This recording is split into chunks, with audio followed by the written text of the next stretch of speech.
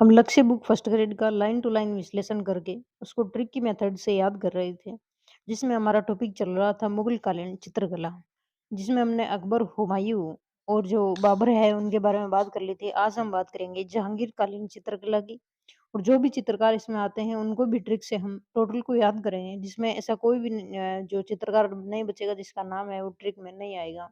तो लास्ट तक वीडियो के बने रहना। तो शुरू शुरू करते हैं दोस्तों। जहांगीरकालीन चित्रकला। जहांगीर को चित्रकला प्रेम विरासत में प्राप्त हुआ था। उसके शासनकाल में मुगल चित्रकला को उत्कृष्टता प्राप्त हुई। हमें ये बताया कि मुगल कालीन जो चित्रकला है उनका स्वर्ण काल यानी गोल्डन पीरियड आता है जहांगीर के काल में, क्योंकि जहांगीर ने फुल सपोर्ट किया था चित्रकला को। इसलिए इस युग को मुगल चित्रकला का स्वर्ण युग कहा जाता है, यानी जहांगीर इस युग को मुगल चित्रकला का स्वर्ण युग कहा जाता है, यानी जहांगीर का काल गोल्डन पीरियड कहलाता है। जहांगीर के काल में चरम सीमा पे थी जो मुगल कालीन चित्रकला है वो, ठीक है ना। जहांगीर के काल में मुगल चित्रकला का भारतीयकरण हुआ, यानी जो ईरानी प्रभाव आ रहा था, जो अब्दुल समद आए थे, मीर सैयद आए थे, जो ईरानी प्रभाव लेके आए थे, ठीक है ना? वो यहाँ पे खत्म हो गया था पूरा टोटली, यानी ईरानी प्रभाव से मुक्त हो गई थी। इस काल के चित्रों में प्राकृतिक रंगों का प्रयोग हुआ। इस काल में प्राकृतिक दृश्यों, पशु-पक्षियों, आखेट का चित्रांकन भी बहुत सजीव हो गया था। यानी जहांगीर के काल में हम एक बात देखते हैं कि प्राकृतिक दृश्य में पशु-पक्षी भी आते हैं, आखेट करते हुए लोग भी आते हैं, पेड़-पौधे भी आते हैं। यानी सभी चीज़ प्राकृतिक रंगों को इसमें कूट-कूट के भरा गया था, जहांगीर के काल में। और आपको पता है कि जो प्रकृति का आवरण होता है, वो सबसे सुंदर होता है। तो जो है वो स्वर्ण युग तभी कहलाता है जहांगीर का काल। अब हम बात करते हैं जहांगीर कालीन चित्रकला। अब इसमें काफ़ी नाम दिए हुए हैं, ये ऐसे तो नाम याद रहेंगे नहीं, ठीक है ना? तो हम इनको अलग से ट्रिक बनाई हुई है, उसमें हम देखते हैं पहले, फिर इनको पढ़ेंगे दोबारा। ये यहाँ पे मैंने अलग से जहांगीर कालीन चित्रकारों को ट्रिक के माध्यम से लिखा हुआ है। तो हम एक-एक नाम का अलग-अलग पोस्टमार्टम करेंगे। तो हमने कल देखा था कि अकबर के समय जो भी चित्रकार थे, वो आधे तो राम के नाम से थे और आधे कृष्ण के नाम से थे। आधों की हमने ट्रिक बनाई थी, ठीक है ना? तो अब हम बात करते हैं कि वो चित्रकारों को हम पहले निकाल लेते हैं जो अकबर के समय भी थे और जहांगीर के समय थे, ठीक है ना? यानी दोनों बाप-बेटे के काल में थे। तो 1 नंबर आता है मंसूर, ठीक है ना? 2 पे दौलत, फर्रुख बेग, विशन दास, सांवला, लाल, माधव, तुलसी। यानी ये जो थे वो अकबर के काल में भी थे। हमने याद किया था कि तुलसी सींचने से है वो धन धनाजय धर्मराज मिलता है, ठीक है ना? और माधव को हमने कान्हा से याद किया था, कि लाल को हमने केशव लाल के नाम से याद किया था, सांवला को हमने सांवरा से याद किया था, बिशन दास को भी हमने याद किया था। फर्रुख आगे हम बात करते हैं फर्रुख बेग की। तो फर्रुख बेग को हमने अकबर काल में याद किया था कि फर्रुख बेग ही एक शख्स था जिसने रज़्मनामा में अपना योगदान नहीं बनाया था, यानी रज़्मनामा में उनका एक भी चित्र नहीं आता है। ये बात अबुल फ़ज़ल कहते हैं। तो हमने फ़र्रुख बेग को ऐसे याद किया था कि इसको गुस्सा आ गया और ये अपने बेग लेके चला गया। इसने रज़्मनामा में कोई योगदान नहीं दिया था। रज़्मनामा आपको पता है महाभारत का है, वो दूसरा फ़ारसी अनुवाद है, ठीक है? अकबर के काल में जो जंग के जो है वो किताब के रूप में अनुवादित हुई, ठीक है ना? फिर आता है दौलत, हमने याद किया था कि तुलसी सींचने से क्या होता है, दौलत मिलती है, धन धर्मराज ऐसे करके मिला था। फिर आता है मंसूर, जो मंसूर है वो मीर सैयद अली का पुत्र था। मीर सैयद अली वही है जो हुमायूं के साथ में कहाँ से आया था, ईरान से आया था।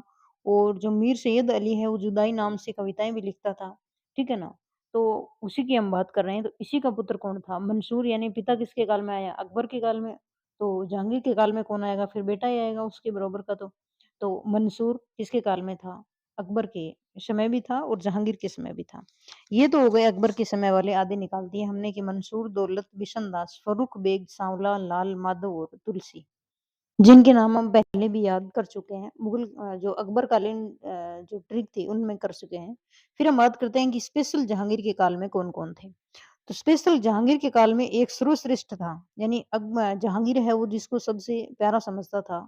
तो उसकी बात करते हैं कौन है? यानी जहांगीर के सबसे लोकप्रिय में आता था अबुल हसन। अबुल हसन। अबुल हसन को हम कैसे याद करेंगे कि हँसने वाला, है ना? अबुल ये ऐसा अबुल था जो क्या करता था, हँसने वाला था। और हँसने वाला आपको पता है सबको लोकप्रिय होता है, ठीक है ना? रोने वाला किसी को नहीं होता है। तो हँसने वाला सबको लोकप्रिय होता है। तो अबुल हसन जहांगीर का सबसे लोकप्रिय था और इसने अनेकों-अनेक इम्पोर्टेंट चित्र बनाए जिनकी हम आगे बात करेंगे। और फिर हम आगे बात करें, 3 व्यक्तित्व ऐसे थे जो सबसे विख्यात थे। उनमें कौन से हैं? उनमें 1 नंबर तो आता है मंसूर। मंसूर तो वैसे भी मशहूर होता है। फिर आता है मुराद और मनोहर। यानी मंसूर, मुराद और मनोहर क्या थे? विख्यात थे। ये मनोहर है वो बसावन का पुत्र है। बसावन जो अकबर काल में था, बसावन ने गुलिस्तान नाम से है वो तैमूरनामा लिखा था। ये हमने कल पढ़ा था ट्रिक के माध्यम से कि जब सावन आता है तो गुलिस्तां खिलते हैं, है ना? इस प्रकार से हमने याद किया था ट्रिकी मेथड से पिछली वीडियो में। तो मंसूर, मुराद और मनोहर यानी जो मैं से आते हैं ना, मंसूर, मुराद और मनोहर। वैसे भी हमने याद करते हैं कि मंसूर किसका पुत्र था? सैयद अली का। मुराद किसका है? और मनोहर किसका है? बसावन का पुत्र। यानी इनके पिता भी फेमस थे तो ये भी मशहूर यानी विख्यात हो गए। तो मंसूर, मुराद और मनोहर को हम ऐसे याद करेंगे, मंसूर, मुराद और मनोहर। अबुल हसन को जो है वो सबसे लोकप्रिय था। फिर हम आगे बात करें। आगे अब बचे हैं अकारिजा और नादिर, विचित्र, गोवर्धन, शालिवाहन। यानी 4 नाम और बचे हैं। ठीक है ना? अब इनको कैसे याद करेंगे कि अकारिजा, नादिर, गोवर्धन, शालिवाहन। तो नंदी वाहन का आकार है वो विचित्र है। हम शिव के नंदी वाहन को देखते हैं ना, ठीक है ना? तो उसका आकार क्या है? विचित्र है। जैसे हम जो शिव जी का नाटक देखते हैं तो उसमें नंदी के कान बड़े-बड़े हैं, उसका आकार हमें विचित्र लगता है। तो इससे हम स्टिक ट्रिक बनती है इससे। कैसे बनती है कि नंदी वाहन, नादिर को हमने क्या याद किया? नंदी याद किया। शालिवाहन को हमने क्या याद किया? वाहन याद किया। ठीक है? अकारिजा को हमने क्या याद किया? आकार याद किया और विचित्र को हमने सिर्फ विचित्र रखा कि नंदी वाहन का आकार विचित्र है ना? कि नंदी वाहन का आकार विचित्र है। जहांगीर के काल में हमें पता है कि पशुओं की चित्रकारी हुई थी, तो नंदी वाहन की भी हुई होगी। तो उसका आकार क्या बना दिया? विचित्र बना दिया इन लोगों ने। तो ये ट्रिक ऐसे बन जाएगी कि जहांगीर के काल में जो पशुओं की जो चित्रकारी हुई थी, ठीक है ना? उसमें नंदी का वाहन का आकार है वो विचित्र बना दिया। यानी अकारिजा, नादिर, गोवर्धन और शालिवाहन। इस प्रकार से हम याद करेंगे। इन सब के सब नामों का हमने पोस्टमार्टम कर लिया, अलग-अलग इनको याद कर लिया, ठीक है ना? बार-बार रिवाइज़ करेंगे तो और अच्छे से याद हो जाएँगे कि अकबर के काल में थे कौन थे? मंसूर थे और मुराद और मनोहर तीनों तो ये, ठीक है ना? फिर दौलत आता है, जिसको हमने तुलसी के साथ में याद किया था। तुलसी, दौलत, फारूक बेग, बिशनदास, सांवला, लाल और माधव, ठीक है? और फिर आता है अबुल हसन, जो सबसे लोकप्रिय था अबुल हसन, हँसने वाला लोकप्रिय, ठीक है? ऐसे याद करेंगे। और जो मनोहर है, मुराद आ गया। फिर जो नादिर, विचित्र, गोवर्धन, शालिवाहन, ठीक है? तो इस प्रकार ने हमने टोटल को देख लिया है। अब हम आगे इनकी अलग-अलग बात करते हैं, जो इम्पोर्टेंट है उनकी। 3 जो मुख्य विख्यात याद किए थे मुराद, मंसूर और मनोहर, उसमें सबसे पहले वाले की बात करते हैं हम। मंसूर की बात करते हैं। मंसूर जो सैयद अली का पुत्र था, ठीक है ना? उसकी बात करते हैं कि मंसूर को जहांगीर है उसने उपाधि दी थी, नादिर उल अशर की उपाधि दी थी। किसकी उपाधि दी थी? नादिर उल अशर की उपाधि किसको दी थी? मंसूर को दी थी। नादिर उल असर का अर्थ है उम्र का चमत्कार। क्या अर्थ है? उम्र का चमत्कार। यानी मंसूर ने इतना मशहूर हुआ, यानी इसने उम्र का चमत्कार दिखा दिया, यानी उम्र का असर दिखा दिया।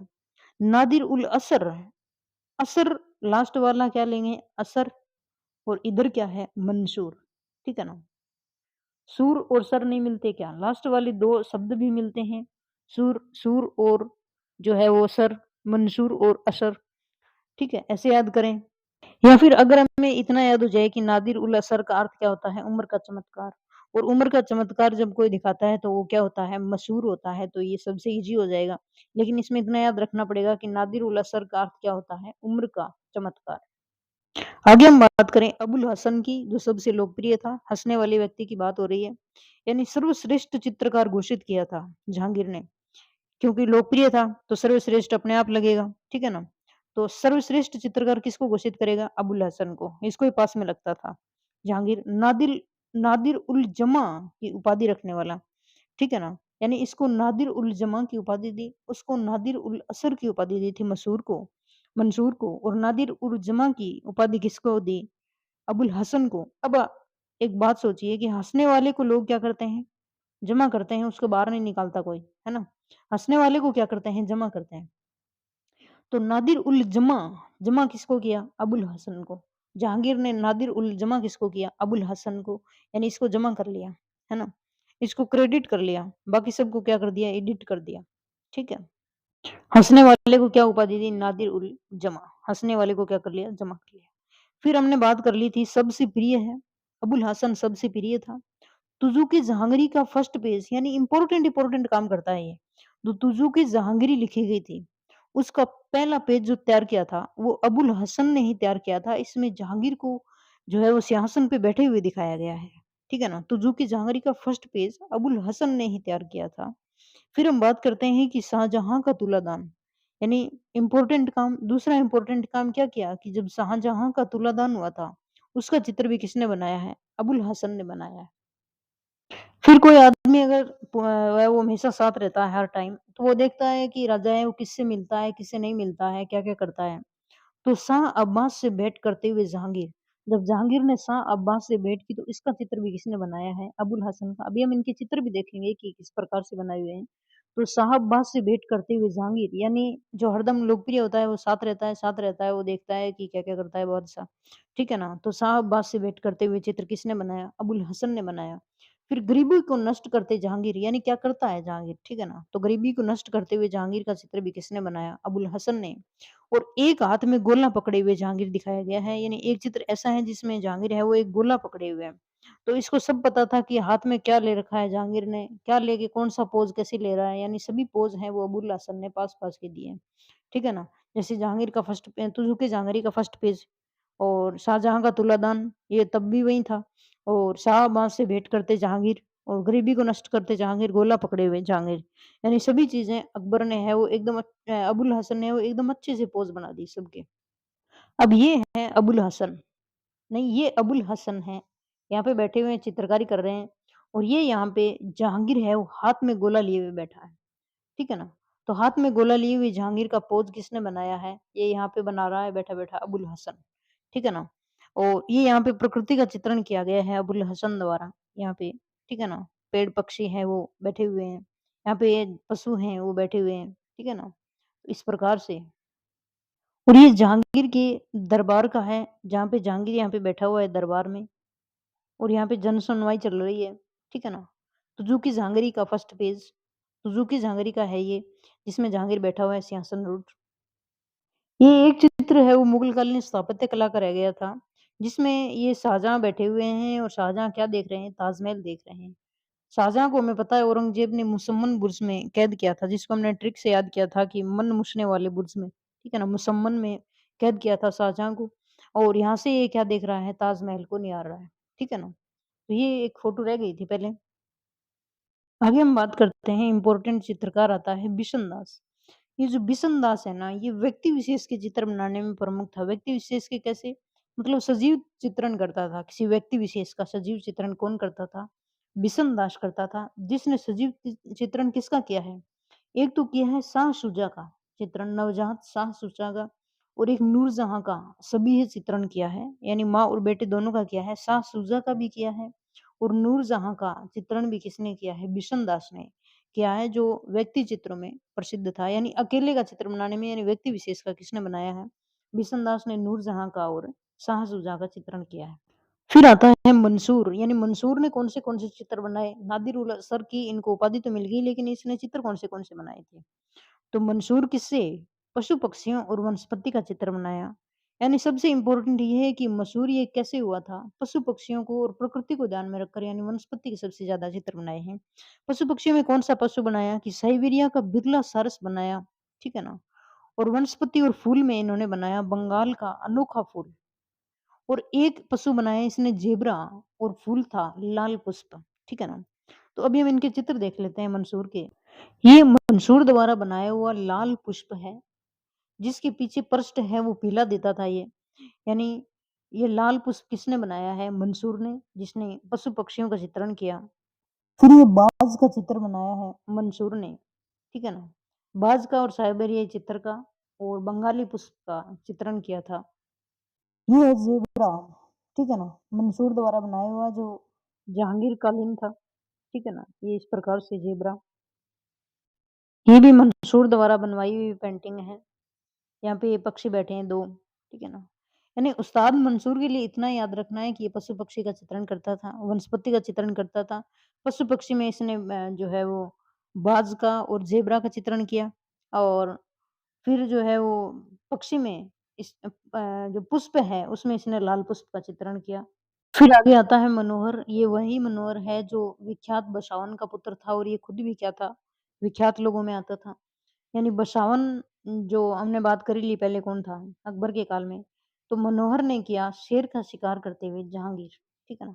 शेर का शिकार करते हुए जहांगीर यानी ये इसको बहुत अच्छा दृश्य लगा, मनोहर शेर का शिकार करते हुए कि क्या बात है जहांगीर शेर का शिकार कर रहा है, देखो कितना मनोहर दृश्य है ना? तो ये चीज़ इसको मनोहर लगी मनोहर को, तो इसने ये चित्र बनाया कि शेर का शिकार करते हुए जहांगीर। फिर आता है फारूक बेग। फारूक बेग को हम कैसे याद करेंगे? तो हम देखते हैं फारूक बेग के तो फारूक बेग ने बाज ले जाते हुए सरदार। फारूक बेग ने क्या लिखा? बाज ले जाते हुए सरदार। यानी कोई सरदार था, उसने क्या ले रखा था? बाज ले रखा था हाथ में, ठीक है ना? क्या लेकर ले रखा था? बाज ले रखा था। यानी बैग में डाल के क्या ले जा रहा था? बाग ले जा रहा था। बैग में बाज ले जा रहा था। ऐसे याद कर लेंगे हम कि बैग में क्या ले जा रहा था? बाज ले जा रहा था कौन? फारूक बेग। तो उम्मीद है शायद ट्रिक से आपको याद हो रही होंगी, तो आगे हम पढ़ेंगे। अब हम लाइन टू लाइन पढ़ते हैं। जो इम्पोर्टेंट फैक्ट थे, जो नाम थे वो हमने ट्रिक से याद कर लिए। अभी हम इनको पढ़ते हैं तो देखते हैं। जहांगीरकालीन चित्रकार। जहांगीरकालीन चित्रकारों में फारूक बेग, अकारिजा, अबुल हसन, मंसूर, दौलत, बिशनदास, मनोहर जो बसावन का पुत्र, मोहम्मद नादिर, मोहम्मद मुराद, नन्ना लाल, सांवला, विचित्र, गोवर्धन, माधव तुलसी, सालिवान आदि हैं। इसमें कोई भी नाम ऐसा नहीं है जो हमारी ट्रिक में नहीं आया और हमने याद नहीं किया, ठीक है ना? तुज़ुक-ए जहांगीरी में दौलत और मनोहर के नाम नहीं मिलते, लेकिन ये दोनों कलाकार आकृति चित्रण में अद्वितीय थे, ठीक है ना? उस्ताद मंसूर, मुराद, मनोहर इस क्षेत्र में सबसे विख्यात थे, ये तीनों एम नामों वाले। जहांगीर के काल में प्रचुर मात्रा में व्यक्ति चित्रों का निर्माण किया गया। व्यक्ति चित्रों का हमने बात की कि इसमें है वो बिशनदास बनाता था व्यक्ति चित्रण। इस क्षेत्र में बिशनदास सबसे विख्यात था। बिशनदास द्वारा बनाया गया नवजात शहजादे शाह शुजा का चित्र और जहांगीर ने उस्ताद मंसूर को नादिर उल असर का, अबुल हसन को नादिर उल जमा की उपाधि दी। हमने देखा था कि जो बिशन दास है उसने शाह शुजा की और जो है वो नूरजहां का भी चित्रण किया था। तो ये उपाधियां हैं कि नादिर उल असर किसकी है? मंसूर की है। अबुल हसन को नादिर उल जमा, ये हम ट्रिक से याद कर चुके। अबुल हसन ने तुजुकी जहांगीर का मुख्य फर्स्ट चित्र बनाया। यह जहांगीर के सिंहासनारोहण का चित्र था, यानी सिंहासन पे बैठा हुआ था। अबुल हसन के चित्रों की प्रमुख विशेषता उसकी रंग योजना थी। अबुल हसन ने जहांगीरनामा की शाही प्रति का मुख्य चित्रण किया। जहांगीर की चित्र शैली में रूपवादी शैली की प्रधानता है। अबुल हसन के अन्य चित्रों में शाहजहां का तुलादान, शाह अब्बास से भेंट करते जहांगीर, गरीबी को नष्ट करते जहांगीर, एक गोला पकड़े जहांगीर। जहांगीर ने अबुल हसन को अपने दरबार का सर्वश्रेष्ठ चित्रकार घोषित कर दिया था, ठीक है ना? उस्ताद मंसूर पशु पक्षियों, वनस्पतियों में फूलों के चित्र बनाने में विशेषज्ञ। इसने साइबेरियाई का बिरला सारस और बंगाल का एक अनोखा पुष्प, यानी हमने याद किया था कि सारस, जेब्रा और बाज और लाल फूल इनने बनाए थे। यानी उनके बनाए लाल फूल और टर्की काक व बाज के चित्र विश्व विख्यात हैं मंसूर के। उस्ताद मंसूर द्वारा निर्मित ज़ेब्रा पशु चित्रों में प्रमुख है, जिसका हमने अभी चित्र देखा है ज़ेब्रा का। मंसूर के चित्रों में नक्काशी जैसा काम होता था, इसलिए वे अपने आप को मंसूर नक्काशी कहते थे। पुष्प चित्रण में मंसूर की पीली पृष्ठभूमि में बना लाल पुष्प उल्लेखनीय है, जिसका हमने अभी चित्र देखा था कि लाल पुष्प था और उसके पीछे क्या था? पीला बैकग्राउंड था। अकारिजा ने 13 वर्ष की आयु में ही सबसे पहले ड्यूरर के संत जॉन पॉल की तस्वीर की एक प्रतिकृति बनाई। यानी अकारिजा है, उसने किसका किसका आकार बनाया? पोल का आकार बनाया, ठीक है ना? पोल का आकार बनाया था किसने? अकारिजा ने। अकारिजा को हमने आकार से देखा है कि आकार किसका? पोल का बनाया। फिर आगे है यूरोपीय प्रभाव वाले चित्रकारों में मिस्किन सर्वश्रेष्ठ थे। कौन? मिस्किन। मिस्किन अकबर के काल में भी थे, जब हम उन्होंने मिस्किन को कैसे याद किया था? मुस्कान से याद किया था कि माधव कैसे रखता है? हमेशा चेहरे पे मुस्कान रखता है। मिस्किन वही मिस्किन है यही। जहांगीर के समय मुरक्का एक गुलशन चित्रावली का जो है वो निर्माण हुआ। कौन-सा? मुरक्का ए गुलशन, यानी गोल्डन पीरियड कहते हैं जहांगीर के काल को। तो इसमें गुलशन जो है वो तैयार किया गया था, मुरक्का ए गुलशन। मुरक्का का मतलब है चित्रों का एल्बम, यानी सूक्ष्म चित्रों की पुस्तिका, ठीक है ना? यानी एल्बम ही तैयार कर दिया था पूरा जहांगीर के काल में। तो तभी तो गोल्डन पीरियड कहलाता है। जहांगीर ने बिशनदास को अपने दूत खान आलम के साथ फारस के सुल्तान शाह अब्बास के दरबार में उसका व्यक्तिगत चित्रण बनाकर लाने के लिए भेजा। बिशनदास का श्रेष्ठ नमूना नूर जहां का शबी है वाला चित्र है। हमने देखा था कि बिशनदास व्यक्ति विशेष में नूर जहां का चित्र और शाह शुजा का बनाया था। बिशनदास द्वारा बनाया गया सूफी संत शेख फूल का चित्र विश्वविख्यात है, यानी शेख फूल का भी चित्र इन्होंने बनाया था। होते हैं मनोहर। बसावन का पुत्र मनोहर भी छवि चित्र और शिकार के चित्र बनाने में निपुण था। शिकार का चित्र कौन सा शिकार का चित्र बनाया था कि शेर का शिकार करते जहांगीर, यानी ये मनोहर दृश्य लगाता है इसको कि देखो शहंशाह है वो शेर का शिकार कर रहे हैं, है ना?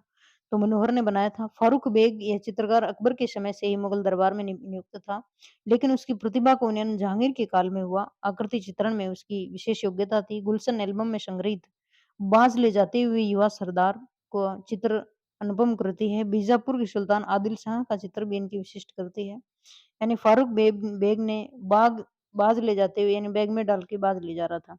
अकारिजा को हम देखें कि ये फारूक बेग के शिष्य थे। तुजूकी जहांगीरी के अनुसार जहांगीर द्वारा सर्वप्रथम चित्रकला की स्थापना 1585 में हुई और ख्याति प्राप्त चित्रकार अकारिजा हेराती का चित्रशाला का निर्देशन नियुक्त किया गया था, यानी इसको आकार ये काम दिया गया था। ये चित्रशाला रंग महल इलाहाबाद में किले में स्थापित थी, जहाँ पे अकारिजा है वो निर्देशन करता था। उसके बनाए गए दो सचित्र ग्रंथ हैं वो राजकंवर तथा अमीर नजमुद्दीन हसन देहलवा की गजल और रुबाइयां इलाहाबाद चित्रकला में चित्रित हुए थे। अब ये आता है दौलत, अकबर काल वाला ही है। दौलत के मुख्य रूप से ग्रंथ चित्रण के लिए ही कार्य किया। वे फारूक बेग के शिष्य थे। बाबरनामा और नफाहत उन सचित्र ग्रंथों में उनके प्रारंभिक चित्र मिलते हैं। हमें पता है कि बाबरनामा और नफाउत उल मिन्स है वो अकबर कालीन है, तो दौलत भी अकबर कालीन है। अकबर कालीन ईरानी चित्रकार अब्दुल समद के पुत्र शरीफ खां को भी जहांगीर ने बड़े वजीर पद अमीरुल उमरा की पदवी और 5,000 का मनसब देकर सम्मानित किया था। ठीक है ना? तो अब्दुल समद है उसका पुत्र कौन था? शरीफ खान। और जो मीर सैयद था उसका पुत्र कौन था? जो मंसूर था। ठीक है ना? तो जहांगीर के चित्रों में डेकोरेटेड मार्जिन का प्रयोग करना अनिवार्य किया गया। जहांगीर के समय स्त्रियों के व्यक्ति चित्र भी बनवाए गए। स्त्रियों के व्यक्ति चित्र हमने देखा है कि नूरजहां का चित्र बनाया था। ठीक है ना? इस काल में स्त्रियां भी चित्रांकन करती थी। इसमें आती थी साइफा बानो, नादिरा बानो और रुकयम बानो। जहांगीर के शासनकाल की महिला चित्रकार थी, ये भी पेंटिंग करती थी।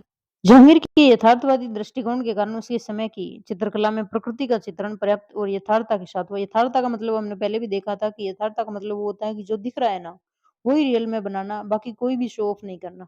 वो यथार्थता होती है जिसमें विशेष रूप से पशु पक्षियों और पुष्पों का चित्रण बड़ा स्वाभाविक है। जहांगीर के काल में ईसाई विषयों पर आधारित चित्रों का भी निर्माण किया गया। जर्मन चित्रकार अल्बर्ट ड्यूरर के चित्रों से प्रभावित होकर जहांगीर ने उसके चित्रों की अनुकृतियां तैयार करवाई थी। ठीक है ना? ये जर्मन चित्रकार था अल्बर्ट ड्यूरर, जिसकी इन्होंने अनुकृतियां तैयार करवाई थी। जहांगीर के कार्यकाल में चित्रकला शैलीगत दृष्टि से बहुत समुन्नत हुई, किंतु विषय की दृष्टि से उनका क्षेत्र सीमित हो गया, यानी विषय सिर्फ प्रकृति तक ही रह गया था। जहांगीर अकबर की तरह उदार शासक नहीं था। उसने हिंदुओं की पौराणिक धार्मिक गाथाओं का चित्रण बंद करवा दिया था। यानी अकबर के काल में तो हम देखते हैं कि रामायण है, महाभारत है, यानी सभी का अनुवाद हो गया था, पंचतंत्र का भी हो गया था, सबका अनुवाद किया गया था। ठीक है ना? जैसे दशावतार में पंचतंत्र आता है, हरिवंश में जो अयारदानिश आता है। इस प्रकार से जो टोटल जो हिंदू ग्रंथ हैं उनको फ़ारसी में चेंज करवाया था अकबर ने। लेकिन जहांगीर ने ऐसा नहीं किया। जहांगीर ने ये टोटल चित्रण है वो बंद कर दिया, यानी धर्मनिरपेक्षता शुरू कर दी। धर्म जो है वो विवाद शुरू कर दिया। चित्रित ग्रंथों में कलीला दमना, पंचतंत्र और जहांगीरनामा ही प्रमुख है। सिर्फ एक ही आता है इसमें पंचतंत्र का कलीला दमना, जो जहांगीर के काल में हुआ था। जबकि पंचतंत्र का जो हम बात करें, अनुवाद हमने देखा था अकबर के काल में कि अनवार-ए-सुहेली और अयार दानिश के नाम से जो है वो अकबर के काल में हुआ था, और कलीला दमना का जो चित्रण है वो जहांगीर के काल में हुआ था पंचतंत्र का।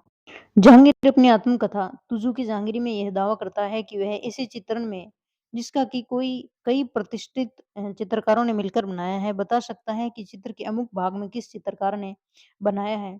यानी जहांगीर अपने आप को इतना सिद्धस्त चित्रकार में परख बताता था कि मैं ऐसे भी बता सकता हूँ कि एक चित्र में आँख किसने बनाई है, होठ किसने बनाए हैं, यानी अलग-अलग अंग बता सकता है। ठीक है ना? चित्रकारों के नाम बता सकता है कि ये चित्रकार ने ये अंग बनाया है, ये चित्रकार ने ये अंग बनाता है, यानी इतना पारखी अपने आप को जहांगीर बताता है, तो जो कि जहांगीरी में तो तभी तो है वो स्वर्ण युग है। सर टॉमस रो द्वारा उपहार में अब इसके पास में क्या होता है कि एक बार सर टॉमस रो क्या देता है, इसको उपहार देता है किसका? मदर मैरी के चित्र की अनुकृति तैयार करवा कर, ठीक है ना? और जहांगीर ने तुरंत मूल कृति और उसकी अनुमति में अंतर बता दिया कि सर टॉमस रो क्या लाता है, एक तो अनुकृति लाता है यानी प्रतिलिपि, ठीक है ना? एक तो कॉपी और एक ओरिजिनल लेके आता है, तो जहांगीर को इतना भी पता चल जाता है कि मदर मैरी का ओरिजिनल चित्र कौन-सा है, ठीक है? फिर नूरजहाँ ने लाहौर स्थित जहांगीर के मकबरे में चित्रविथिका का निर्माण करवाया। नूरजहाँ भी चित्रकला की पोषक थी। जहांगीर का शासनकाल चित्रकला की दृष्टि से मूल काल का स्वर्ण युग कहलाता है। तो हमने मुगल काल की चित्रकला में सिर्फ शाहजहाँ का अब छोटा-सा जो है वो बचा है, ठीक है ना? पैटर्न बचा है। फिर आई मुगल काल में शिक्षा और साहित्य। फिर उसके बाद में विज्ञान, तकनीकी और फिर हम लक्ष्य बुक में जो भी वस्तुनिष्ठ प्रश्न दिए हुए हैं लास्ट में, वो करेंगे। बाद में मुगल काल का है वो टॉपिक पूरा हो जाएगा, फिर हम आगे वाला टॉपिक पढ़ेंगे जो भी लक्ष्य बुक में हमारे फर्स्ट ग्रेड सिलेबस के अनुसार जो भी दिया हुआ है। ठीक है ना? तो जय हिंद।